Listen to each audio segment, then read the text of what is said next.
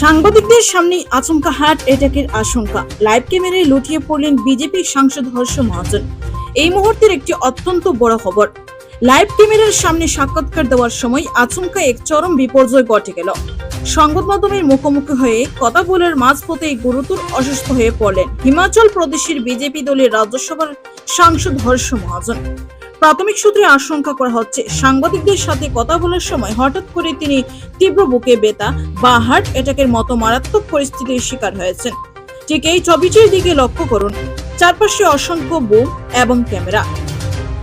সাংসদ হর্ষ মহাজন অত্যন্ত স্বাভাবিকভাবেই দেশের কোনো একটি গুরুত্বপূর্ণ বিষয়ে বক্তব্য রাখছিলেন, কিন্তু ঠিক সেই মুহূর্তেই আচমকা তার স্বাস্থ্যের চরম অবনতি ঘটে।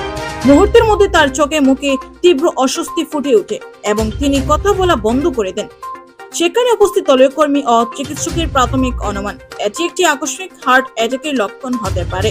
এই ঘটনার সাথে সাথে ইন্টারভিউ মাঝপথেই বন্ধ হয়ে যায় এবং সেখানে উপস্থিত নেতাকর্মী ও সংবাদ মাধ্যমের প্রতিনিধিদের মধ্যে তীব্র আতঙ্ক ও শোরগোল পড়ে যায়।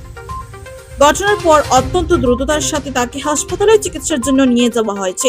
এই মুহূর্তে তার পরিস্থিতি কতটা আশঙ্কাজনক এবং চিকিৎসকেরা কি বলছেন সেই বিষয়ে আমরা প্রতিনিয়ত আপডেট নেওয়ার চেষ্টা করছি। আমরা সবাই তার দ্রুত আরোগ্য কামনা করি। এই ঘটনার পরবর্তী সমস্ত লাইভ আপডেট সবার আগে পেতে এখনই আমাদের চ্যানেলটি সাবস্ক্রাইব করুন। পানি